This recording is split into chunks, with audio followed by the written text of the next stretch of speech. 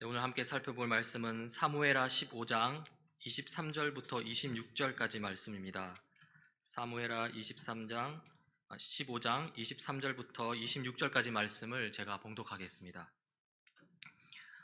온 땅 사람이 큰 소리로 울며 모든 백성이 앞서 건너가매 왕도 기드론 시내를 건너가니 건너간 모든 백성이 광야 길로 향하니라.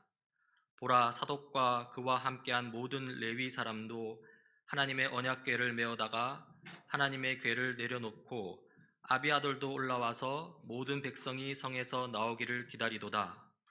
왕이 사독에게 이르되, 보라, 하나님의 궤를 성읍으로 도로 메어가라. 만일 내가 여호와 앞에서 은혜를 입으면 도로 나를 인도하사 내게 그 궤와 그 계신 데를 보이시리라. 그러나 그가 이와 같이 말씀하시기를 내가 너를 기뻐하지 아니한다 하시면 종이 여기 있사오니 선히 여기시는 대로 내게 행하시옵소 하리라. 아멘.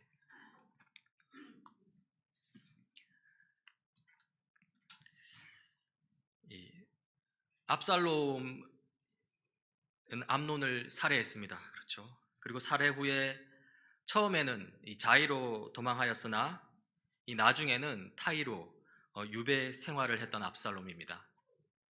3년이라는 시간이 지난 후에 이 다윗의 허락하에 이제 예루살렘으로 돌아왔습니다.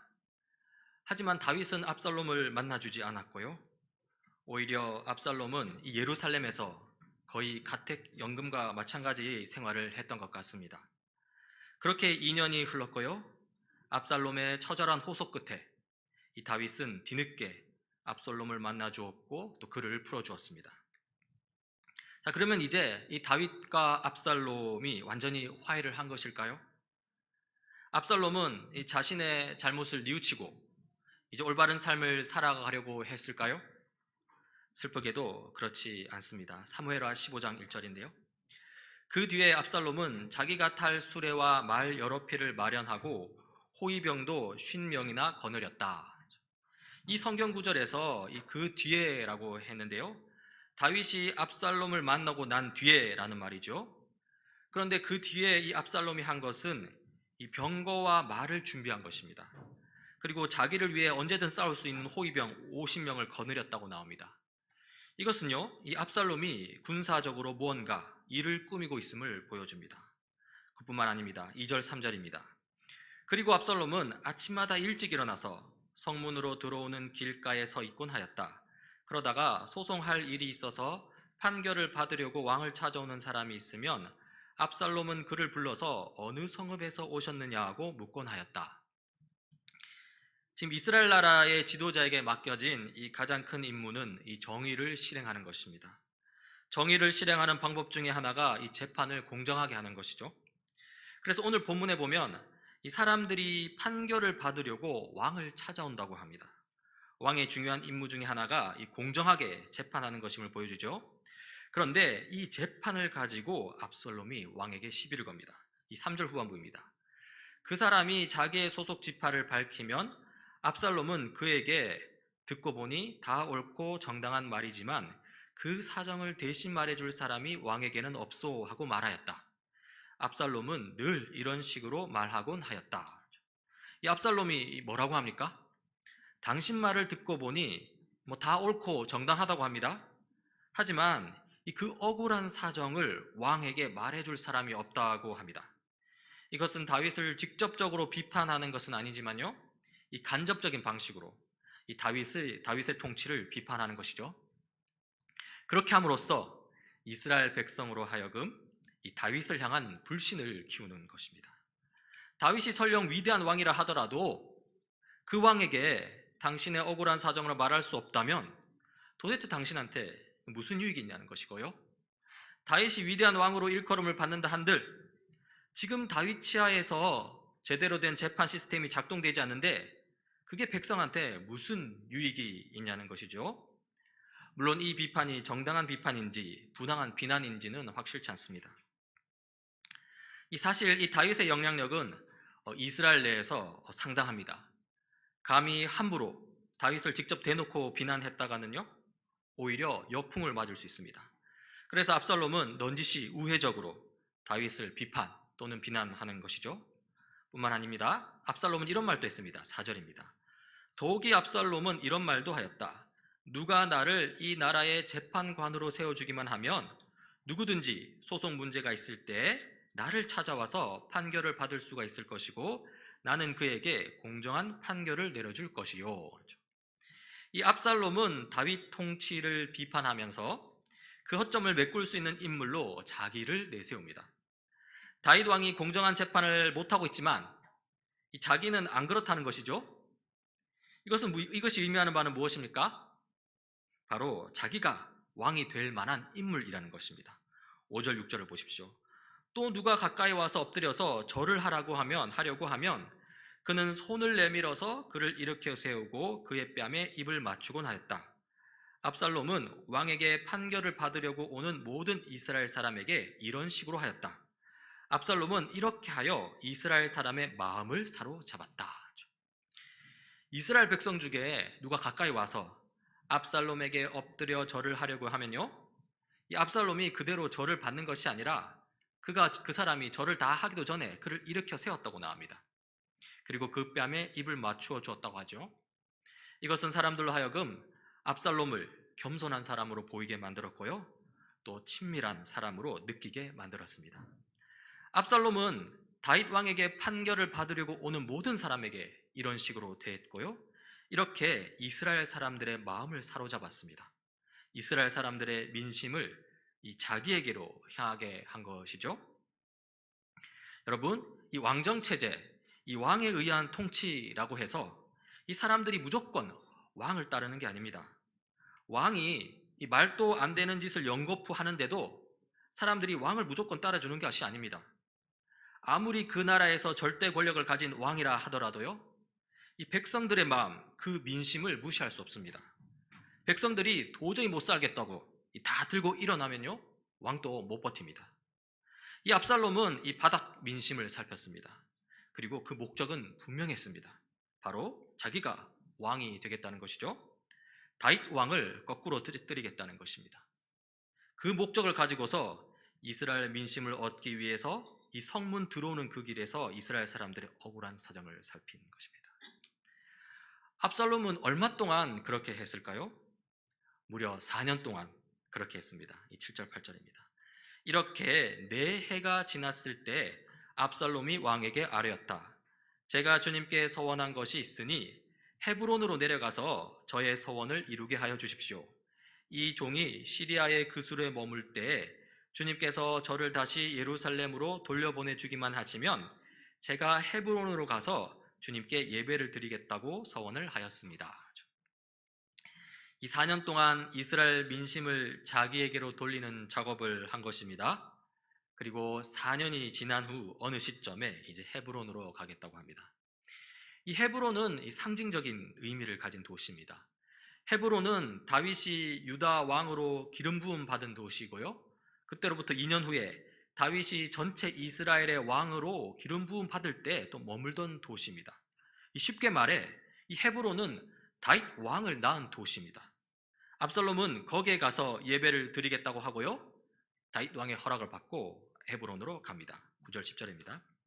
왕이 그에게 평안히 다녀오라고 허락하니 압살롬은 곧바로 헤브론으로 내려갔다.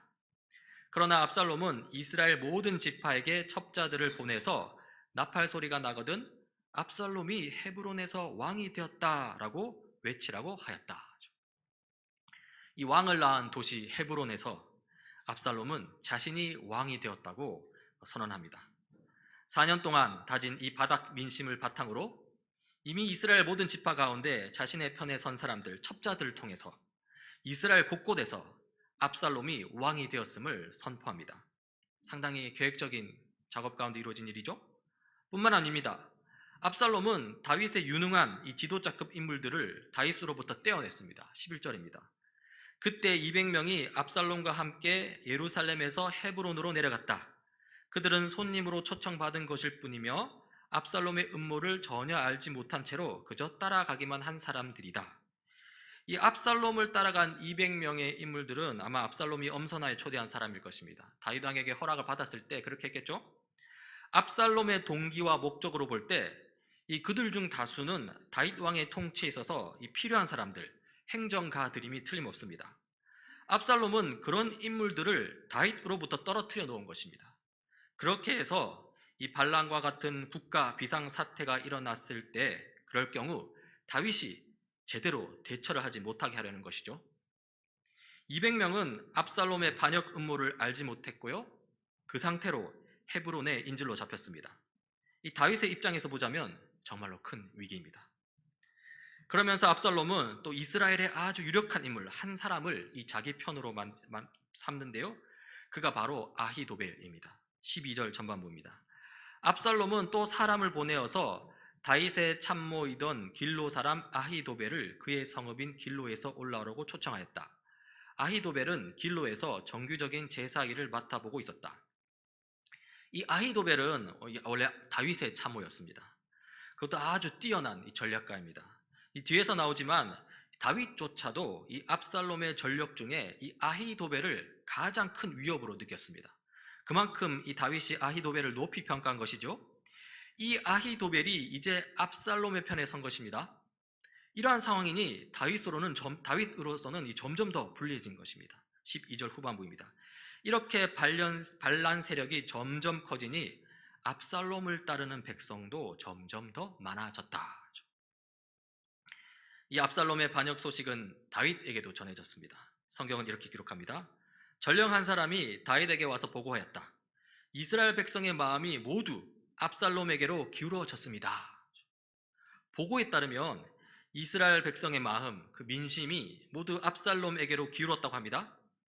물론 모든 백성이 다 이 압살롬에게로 마음이 기운 것은 아닐 것입니다. 하지만 그렇게 보이게끔 이 압살롬이 계획을 짜고 실행을 했죠. 앞서 살펴보았듯이 이스라엘 12지파의 첩자들을 심어서 이 동시다발적으로 압살롬이 왕이 되었음을 선포하게 했는데요. 마치 모든 백성이 압살롬을 따르는 것처럼 보이게 만들었습니다. 민심은 압살롬에게 기운 것처럼 보이고요. 다윗은 유능한 지도자급 행정가들이, 그러니까 많으면 200여 명이 이 압살롬에게 인질로 잡혀 있었고요. 게다가 뛰어난 전략가 아히도벨도 이제 압살롬의 편에 선 상황이니 이 다윗으로서는 감당이 안 됩니다. 할 수 있는 일이라고는 피신하는 것밖에 없습니다. 14절입니다. 그러자 다윗은 예루살렘에 있는 모든 신하에게 말하였다. 서둘러서 모두 여기에서 도망가자. 머뭇거리다가는 아무도 압살롬의 손에서 살아남지 못할 것이다. 어서 이곳을 떠나가자. 그가 곧 와서 우리를 따라잡으면 우리에게도 재앙을 입히고 이 도성도 칼로 칠 것이다. 이 다윗이 신하들과 함께 도망을 갔다고 하는데요. 하지만 도망만 간 것은 또 아닙니다. 다윗은 그 상황에서 나름대로의 대비책을 세우는데요. 한번 23절부터 한번 봅시다. 그렇게 해서 다윗의 부하들이 모두 그의 앞을 지나갈 때 온 땅이 울음바다가 되었다. 왕이 기드론 시내를 건너가니 그의 부하도 모두 그의 앞을 지나서 광야 쪽으로 행군하였다. 지금 다윗 왕과 부하들이 압살롬을 피해서 이 광야 쪽으로 피신을 가고 있는 상황입니다. 그리고 그때 이 레위 지파도 언약궤를 들고 다윗을 따라 나섭니다. 24절입니다. 그런데 그곳에는 하나님의 언약궤를 메고 온 모든 레위 사람과 함께 사독도 와 있었다. 그들은 거기에다가 하나님의 궤를 내려놓았다. 아비아들도 따로 올라와서 다윗의 부하가 도성에서 나와서 왕의 앞을 모두 지나갈 때까지 거기에 있었다.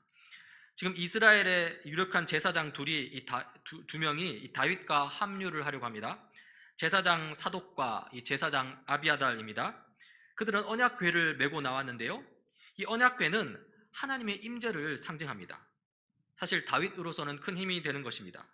하지만요, 다윗은 언약궤를 거절합니다. 25절 26절입니다. 그런 뒤에 이 다윗 왕이 사독에게 말하였다. 하나님의 궤를 다시 도성 안으로 옮기시오. 내가 주님께 은혜를 입으면 주님께서 나를 다시 돌려보내 주셔서 이 궤가 있는 곳을 다시 보게 하실 것이요.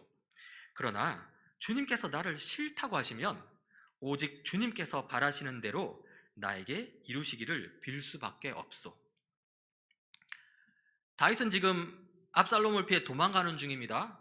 이런 상황이라면 이 다윗의 가장 큰 목적은 압살롬을 물리치고 왕자리를 다시 회복하는 것이 되어야 합니다. 보통 그것이 일반적입니다. 그 목적을 위해서 할 수만 있다면 이 언약궤를 이용하려 들 수도 있습니다. 하나님의 임재를 상징하는 언약궤가 다윗에게 있다면 이스라엘 하나님 나라의 왕은 다윗이라는 명분을 계속해서 가질 수 있을 테니까요. 하지만 다윗은 언약궤를 예루살렘으로 다시 돌려보냅니다. 그리고 거기서 하나님의 뜻을 묻고자 합니다. 하나님이 원하시면 언약궤가 있는 예루살렘으로 다윗 자신을 부르실 것이고 왕의 자격을 회복할 것이요, 하나님이 원하지 않으신다면 그것대로 어쩔 수 없다는 것이죠. 이 어쩔 수 없다 정도가 아니라 하나님의 뜻이 그것이라면 그렇게 되길 바란다고까지 이야기합니다. 지금 다윗의 목적은요, 이 왕자리가 아니라 하나님의 뜻임을 우리는 확인할 수 있습니다. 그러면서 다윗은 제사장 사독과 아비아달에게 당부하는데요, 27절 28절입니다.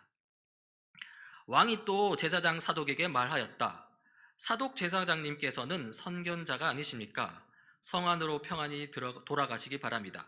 제사장께서는 아비아달 제사장과 함께 두 분의 아들, 곧 제사장님의 아들 아히마아스와 아비아달 제사장의 아들 요나단을 데리고 가십시오. 두 분께서 나에게 소식을 보내올 때까지는 내가 광야의 나루터에서 머물고 있을 터이니 이 점을 명심하십시오. 이 제사장 사독과 아비아달에게 이 언약궤를 메고 예루살렘에 두라고 하면서 거기서 이 예루살렘의 상황을 좀 전달해 달라는 것입니다. 이 광야의 나루터에서 기다리고 있을 테니 이 제사장 사독과 아비아달 그리고 그들의 아들들 이 아히마아스와 요나단을 통해서 그렇게 좀 해달라는 것입니다. 그러니까 지금 다윗은 압살롬이 이 점령할 예루살렘 안에 자신을 위해 움직일 일종의 첩자를 심어두는 것입니다. 그렇게 해서 제사장 사독과 아비아달 그리고 그 두 제사장의 아들들은 이 언약궤를 가지고 예루살렘으로 돌아가고요, 그리고 다윗은 가던 길을 계속 갑니다. 그리고 나서 다윗은 또 그 기두 중에서 후세라는 인물을 만나게 되는데요, 32절입니다. 다윗이 사람들이 하나님을 경배하는 산 꼭대기에 다다르니 아렉 사람 후세가 슬픔을 못 이겨서 겉옷을 찢고 머리에 흙을 뒤집어 쓴 채로 나오면서 다윗을 맞았다. 이 후세는 이 다윗의 비참한 심경을 그대로 공감해주고 또 함께 슬퍼해주죠. 그런 오랜 친구입니다. 이 후세가 다윗과 함께 하고자 나온 것이죠. 하지만 다윗은 이 후세를 단호히 거절합니다. 33절입니다. 다윗이 그에게 말하였다. 그대가 나와 함께 떠나면 그대는 나에게 짐만 될 것이요. 다윗은 후세의 역할이 이 다윗과 함께 떠난 것이 아님을 이야기합니다. 오히려 같이 다니면 이 짐만 될 뿐이라고 하죠. 그러면서 후세에게 새로운 임무를 줍니다. 34절입니다. 그러니 그대는 이제 성으로 돌아가서 압살롬을 만나거든 그를 임금님으로 받들고 이제부터는 새 임금의 종이 되겠다고 말하시오. 이제까지는 임금의 아버지를 섬기는 종이었으나 이제부터는 그의 아들 새 임금의 종이 되겠다고 말하시오. 이것이 나를 돕는 길이고 아히도벨의 계획을 실패로 돌아가게 하는 길이오. 그러니까 후세를 첩자로 심는 것입니다. 앞서 제사장 사독과 아비아달 그리고 그들의 아들들도 첩자로 예루살렘으로 들여보냈는데요, 사독과 아비아달은 제사장입니다. 그래서 왕의 역할을 맡을 이 압살롬하고 함께하는 시간이 많지 않습니다. 다만 이 소식을 전하는 전달책 정도는 할 수 있겠죠. 하지만 후세는 다릅니다. 후세는 왕궁에서 일할 수 있는 전략가로 보이고요, 압살롬 곁에서 압살롬과 아히도벨이 무슨 일을 꾸미는지 알아낼 수 있는 위치가 된다는 것이죠. 그리하여 다윗은 후세에게 말합니다. 35절입니다. 그곳에 가면 두 제사장 사독과 아비아달이 그대와 합세할 것이요, 그러므로 그대가 왕궁에서 듣는 말은 무엇이든지 두 제사장 사독과 아비아달에게 전하시오. 이제 다윗으로서는 그가 할 수 있는 일은 다 했습니다. 지금 상황에서는 이 도망가는 피신하는 수밖에 없고요, 또 압살롬의 곁에 이 첩자를 심어둠으로써 이 압살롬의 계략을 아려내고 하고요, 그러면 그에 따라 움직이는 방식을 취할 수밖에 없다는 것이죠. 지금까지 이 압살롬의 반역과 이 다윗의 대처를 지금 살펴보았습니다. 우리는 사무엘하 15장 말씀을 통해서 이 두 인물이 상당히 뛰어난 인물임을 보게 됩니다. 먼저 압살롬입니다. 압살롬은 비록 반역을 저지르기는 했지만 그 과정에서 상당한 신중함과 인내심 그리고 계획성을 볼 수 있습니다. 압살롬에게서 이 충동적인 성향, 거기서 오는 불필요한 행동은 전혀 찾아볼 수 없습니다. 이스라엘 백성의 필요가 무엇인지 정확하게 파악했고요. 이스라엘 백성의 민심을 얻기 위해서 4년이라는 시간을 인내하며 기다렸습니다. 그 시간 동안 이스라엘 백성의 억울한 사정을 듣고 공감해주고 위로해 주었죠. 그러면서 겸손하고 친밀한 태도로 이스라엘 백성의 마음을 사로잡았습니다. 게다가 이 반역의 순간에는 다윗에게서 유능한 지도자급 인물들 200명을 빼내와서 인질로 삼은 것도 보여주었죠. 뿐만 아닙니다. 다윗의 가장 유능한 참모 아히도벨을 자기 편으로 만들었는데요. 이 압살롬은 반역을 성공시키기 위해 아주 치밀하게 움직였고요. 그 결과 반역을 거의 성공시키는 지점에 이르게 됩니다. 한편 다윗은 어떨까요? 오늘 이야기에서 비록 다윗은 쫓기는 신세가 되지만요. 그러나 다윗도 결코 만만한 인물이 아닙니다. 정신없이 도망치는 그 와중에도 앞으로 일어날 일을 대비하고 준비하는 모습을 볼 수 있습니다. 제사장 사독과 아비아달 그리고 다윗 왕의 친구이자 참모 후세를 찹자로 들여보내는 것을 볼 수 있습니다. 그들로 하여금 이 압살롬의 전략을 캐내겠다는 것이죠.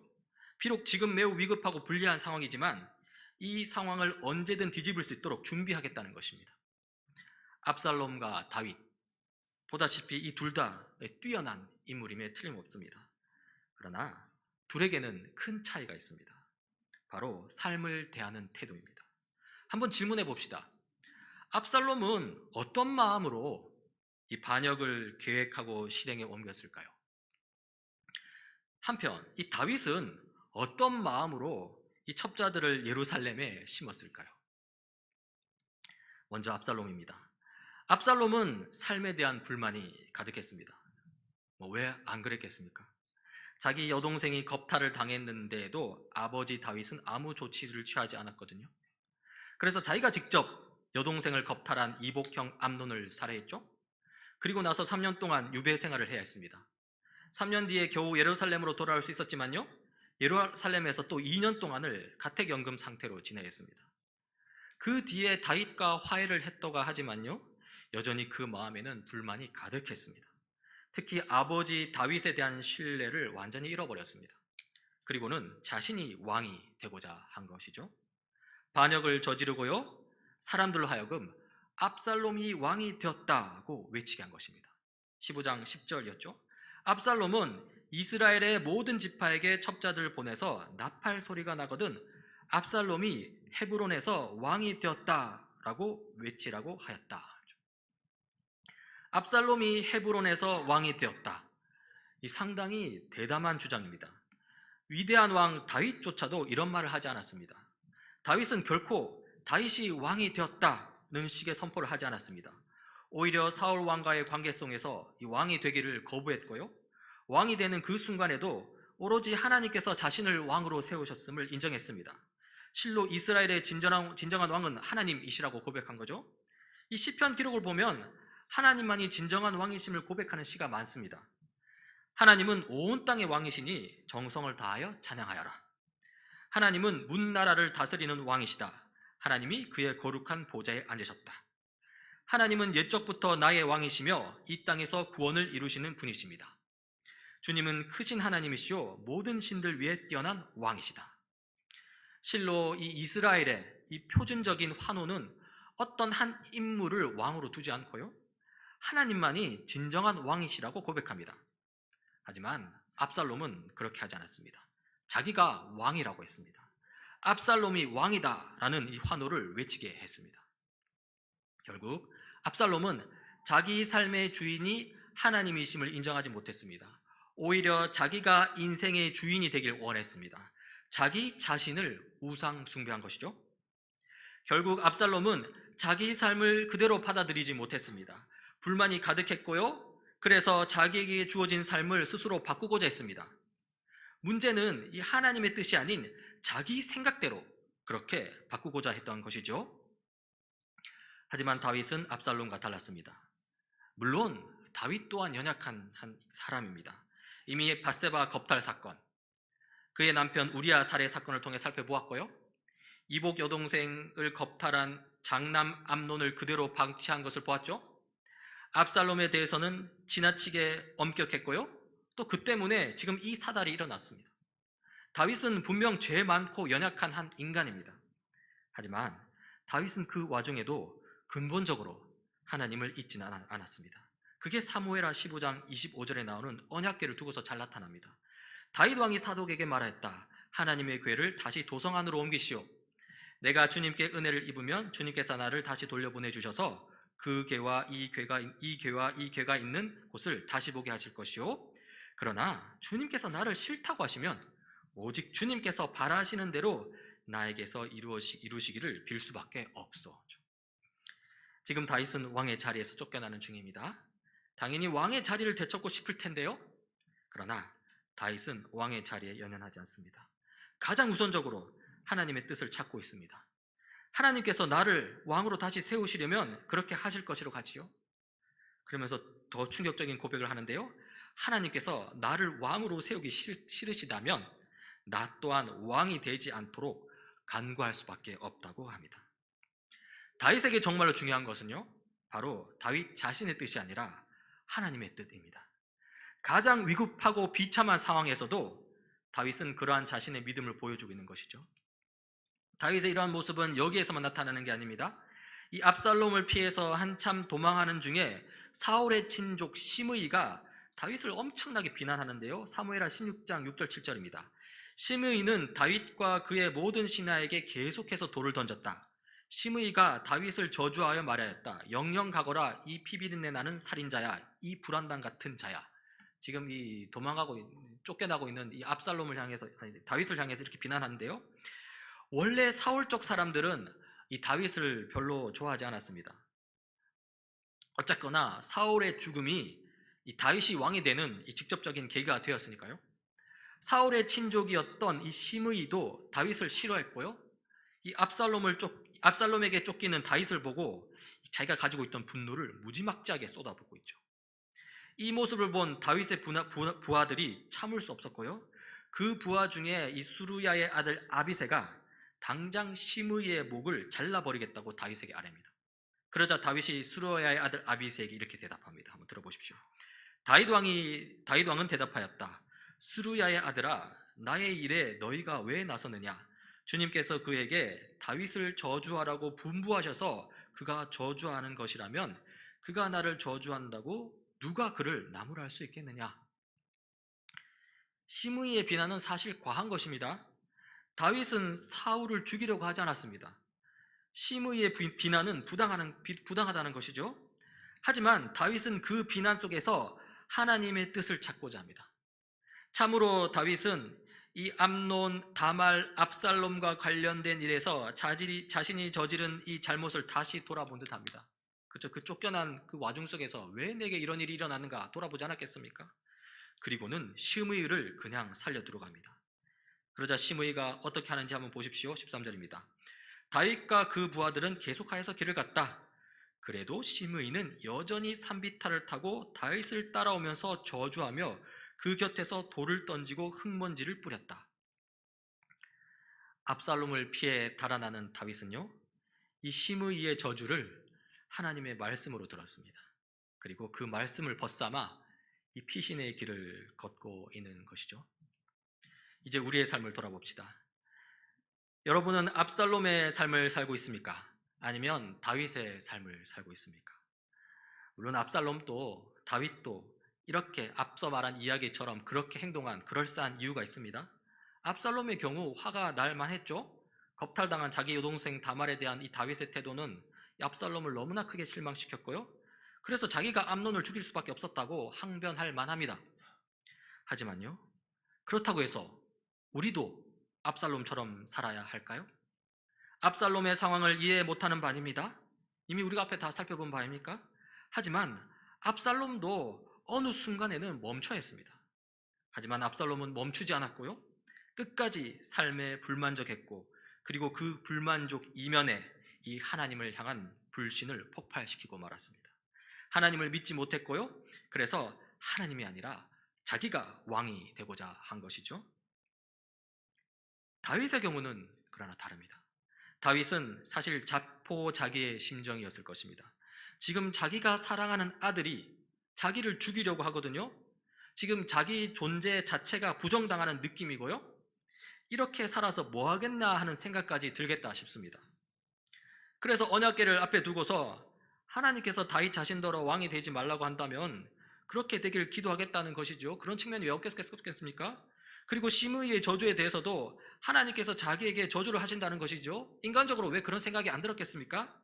하지만요, 그렇다고 다윗이 삶을 포기한 것은 결코 아닙니다. 하나님에 대해서 쉽게 판단 내리지 않았고요. 자기 때문에 하나님의 뜻이 제한되기를 원치 않았습니다.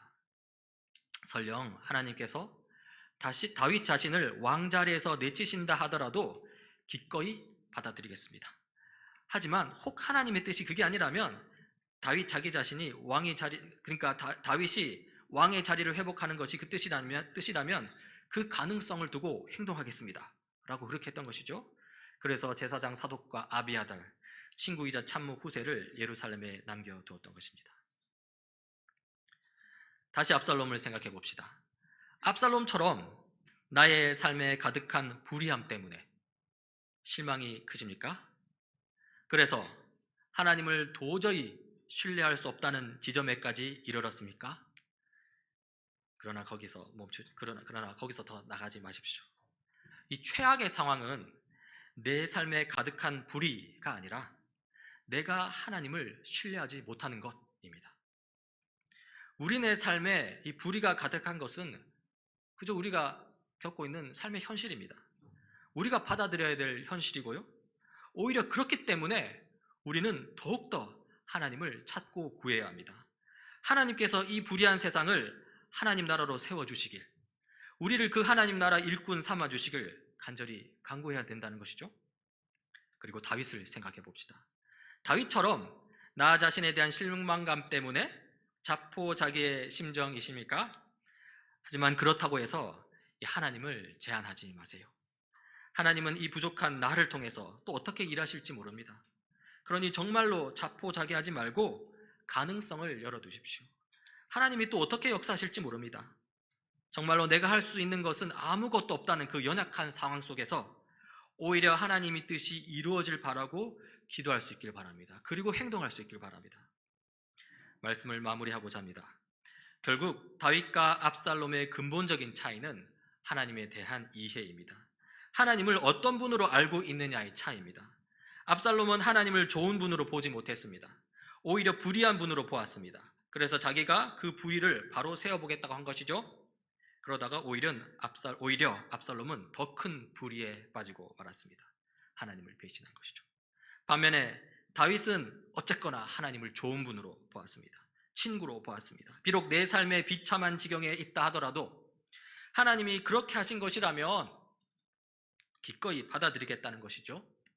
그것이 가장 최선의 삶이라는 것이죠. 그리고 거기서 연약한 우리 사람이 다 이해할 수 없는 하나님의 가능성을 본 것입니다. 그리고 그 가능성을 가지고 움직였습니다. 결론입니다. 우리의 삶은 불의하고 우리의 모습은 비참하지만 그러나 하나님은 좋으신 분입니다. 그 하나님을 믿고 의지하면서 하루하루를 살아내는 우리 모두가 되길 간절히 바랍니다. 기도하시겠습니다. 하나님 아버지, 우리 삶의 불의함 속에서 하나님을 더욱더 찾고 구하고자 합니다. 내 삶의 비참함 속에서 하나님을 더욱더 의지하고자 합니다. 주님을 찾고 구하는 저희들을 만나주시고 주님을 의지하는 저희들을 늘 붙들어 주옵소서. 우리의 친구가 되셔서 우리를 위로와 평안으로 이끄시는 최선의 길로 이끄시는 예수님 이름으로 기도드립니다. 아멘.